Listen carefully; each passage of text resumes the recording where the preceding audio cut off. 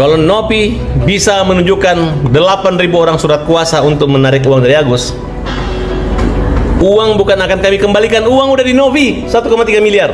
Dugaan pencemaran nama baik dan atau fitnah dengan media elektronik sebagaimana diatur di Undang-Undang Nomor 1 Tahun 2004 tentang ITE pasal 27A dan atau pasal 310 dan 311 KUHP contoh pasal 45 ayat 4. Tergantung, keluarganya tahu nggak itu uang dari siapa? Kalau tahu misalnya Bang? Ya, salah dong menikmati. Kan bukan untuk itu peruntukan, bukan untuk dibagi-bagi.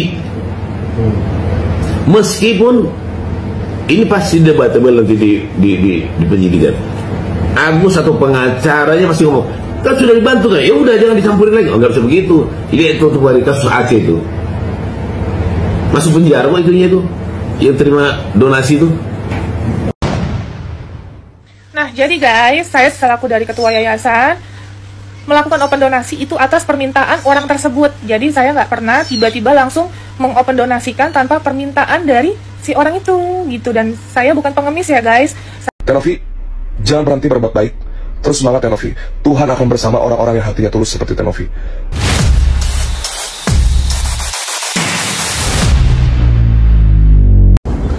Kalau Nopi bisa menunjukkan 8.000 orang surat kuasa untuk menarik uang dari Agus, uang bukan akan kami kembalikan, uang udah di Nopi 1,3 miliar. Catat ya. Mana jiwa sosial dan kemanusiaan yang dimiliki oleh Nopi? Kan Farhad Abbas tadi bilang apa? Kalau ada 8.000 orang tanda tangan surat kuasa, uang itu bisa dikembalikan. Jadi please siapapun bikin link petisi, kita bikin surat kuasa tanda tangan supaya uang itu ditarik atau dialihkan ke yang lebih membutuhkan. Oke lah, mungkin Densu sama Novi mau mediasi karena Densu ada janji juga kalau uang itu bakal dibalikin ke Agus atau apapun itu terserah, itu udah menjadi hak dan kewajiban mereka. Tapi kita netizen, kita yang punya uang, kita yang berdonasi, kita juga berhak buat tarik atau minta uang itu dialihkan ke yang lain yang lebih membutuhkan. Jadi siapapun tolong bikin link petisinya. Dugaan pencemaran nama baik dan atau fitnah dengan media elektronik sebagaimana diatur di Undang-Undang Nomor 1 Tahun 2004 tentang ITE pasal 27A dan atau pasal 310 dan 311 KUHP contoh pasal 45 ayat 4. Apa peristiwa yang dilaporkan oleh MAS? Sekali lagi, pencemaran nama baik melalui media elektronik yang dilaporkan adalah saudari PN ya, yang dilaporkan. Jadi pelapor selaku korban menerangkan adanya insiden penyiraman air keras yang dialami korban sekitar bulan Agustus 2024. Kemudian akibat insiden itu korban mengalami kebutaan dan korban membutuhkan perawatan dan memerlukan biaya. Kemudian korban mendapatkan sumbangan dari donasi terlapor. Ya, donasi terlapor melalui sebuah podcast ya.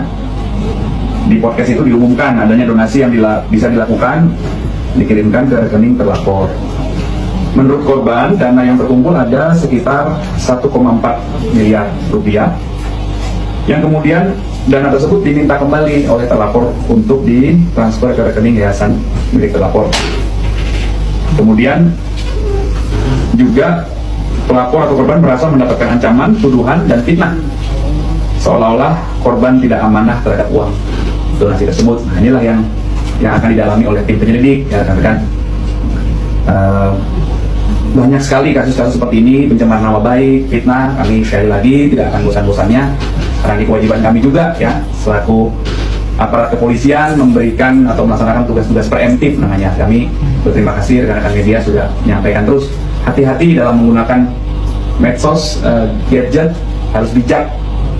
Apabila ada sesuatu yang kita sampaikan baik secara lisan, tulisan, dan itu merugikan orang lain, menimbulkan fitnah, dan orang lain itu, pihak lain itu membuat laporan, itu nanti pasti akan kami dalami ya. Mohon hati-hati. Pak, itu di apa namanya dijelasin nggak Pak di situ Pak, dia diminta uang kembali itu karena apa tuh Pak? Nah, inilah yang akan didalami ya rekan-rekan. Jadi poinnya adalah pelapor atau korban merasa difitnah seolah tidak amanah terhadap. Tergantung, keluarganya tahu nggak itu uang dari siapa? Kalau tahu misalnya Bang? Ya, salah dong menikmati. Kan bukan untuk itu peruntukan, bukan untuk dibagi-bagi.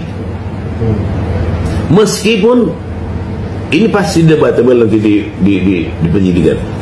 Agus atau pengacaranya pasti ngomong, Kan sudah dibantu kan? Ya udah jangan dicampurin lagi. Oh, nggak bisa begitu. Ini itu untuk dari kasus Aceh itu. Masuk penjara kok itunya itu. Yang terima donasi itu. Disuruh beli untuk perlengkapan korban bencana alam, tenda, periuk, macam-macam. Tahu-tahu dikantonginya, masuk penjara kan?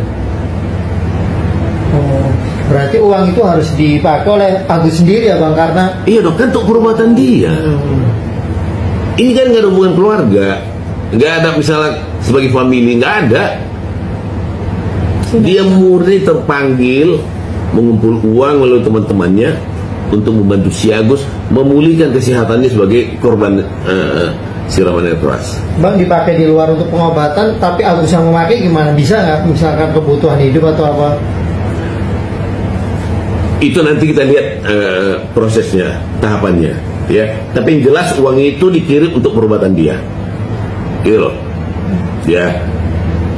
Sorry, bukan kita mau nulis siapa-siapa ya, ya. Semua juga orang butuh uang, ya. Tapi utamakan dulu tujuan peruntukan uang ini untuk pemulihan kesehatanmu. Tidak lagi pakai BPJS, supaya prosesnya cepat, penanganannya benar. Dokter yang menangani berkualitas. Karena pakai misalnya rumah sakit swasta yang bagus, uangnya cukup kok, aku dengar tadi itu. Lebih dari cukup pun. Nah pertanyaan saya, berapa yang dipakai si Agus untuk BPJS itu? Berapa biayanya? 19.000. Yang terkumpul berapa? 1,5 M. Kan gila. Gitu loh. Tergantung akadnya Bang, tidak ada unsur pelanggaran ya terhadap Novi sendiri mengabrak terkait apa yang dilakukan. Si Novi dosa apa? Berarti itu haknya Novi ya untuk menanyakan duitnya kemana gitu. Oh iya dong. Soalnya si Agus merasa dia namanya tercemar karena si Novi menanyakan duitnya kemana. Itu modus saja itu, ya kan?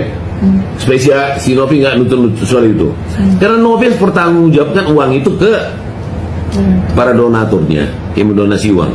Persoalan musisi 500 juta, 600 juta, sepanjang uang itu diterima si Agus dan digunakan maksimal untuk pemulihan dia, pengobatan dia, perawatan dia, seterusnya. Itu ada sisa uang. Aku yakin donatur ini, donasi ini juga, pemberi donasi juga ikhlas kok itu. Bang, mereka juga nggak kenal kok. Kalau untuk langkah Agus sendiri ini melaporkan Novi ini sebenarnya kalau Abang sebagai praktisi hukum melihat ini suatu kalau aku lihat itu bluff. Ajar tak doang supaya si Novi nggak bikin laporan polisi. Itu. Ya. Karena perkara seperti ini bukan 1-2, ratusan gitu. Ya. Sekarang ini udah nggak zamannya lagi menggertak-gertak orang dengan cara begitu kan. Ya. Jadi tahu berterima kasih lah sudah, kalau sudah ditolong orang, ya berterima kasih gitu dong. Bukan malah kamu cari penyakitnya yang bantu kamu, itu nggak bermoral, tahu nggak? Dan perkara ini harus ada akhirnya. Nah, jadi guys, saya selaku dari ketua yayasan melakukan open donasi itu atas permintaan orang tersebut. Jadi saya nggak pernah tiba-tiba langsung mengopen donasikan tanpa permintaan dari si orang itu gitu. Dan saya bukan pengemis ya guys, saya nggak pernah ngemis untuk memohon donasi ke orang. Saya hanya membantu ya, saya hanya membantu untuk orang tersebut mendapatkan bantuan dari semua masyarakat dan semua followers yang ada di Instagram saya gitu ya, nggak ngemis, independen. Assalamualaikum, Tenovi, salam kenal. Perkenalkan, nama saya David, saya adalah seorang lawyer. Saya sangat terpukul, sangat prihatin, dan sangat simpati terhadap peristiwa yang saat ini sedang menimpa Tenovi. Tenovi, sebagai seorang profesional, saya sangat menyarankan Tenovi untuk melaporkan balik Agus ke pihak kepolisian dengan dugaan tindak pidana penggelapan. Bahwa jangan dilupakan, uang yang berpindah dari rekening masyarakat ke rekeningnya Agus adalah untuk keperluan pengobatan matanya Agus, dan bukan untuk keperluan bayar utang atau keperluan-keperluan lain yang tidak berkaitan tentang pengobatan matanya. Segera laporkan Agus ke pihak kepolisian, Tenovi. Bahwa terkait tentang laporan yang dilaporkan oleh Agus kepada Tenovi terkait tentang pencemaran nama baik, Tenovi tidak perlu khawatir. Tenovi, kalau Tenovi baca undang-undangnya, itu diatur 27 ayat 3 junto 45 ayat 3 Undang-Undang ITE 310 311 KUH pidana tentang fitnah dan atau pencemaran nama baik. Selama Tenovi dapat membuktikan tuduhan-tuduhan yang telah Tenovi ungkapkan di medsos ataupun podcast, apabila tuduhan tersebut Tenovi dapat buktikan dengan data atau fakta, maka secara sendirinya akan gugur itu Tenovi laporan polisi yang dilaporkan oleh Agus. Tenovi, jangan berhenti berbuat baik, Terus semangat Teh Novi. Tuhan akan bersama orang-orang yang hatinya tulus seperti Teh Novi. Bahwa apabila sampai nanti hari haknya Teh Novi dipanggil oleh pihak kepolisian dan Teh Novi belum punya lawyer, belum ada kuasa hukumnya, saya dan teman-teman advokat akan membantu Teh Novi secara pro bono. Jangan berhenti berbuat baik Teh Novi. Semangat terus Teh Novi. Assalamualaikum.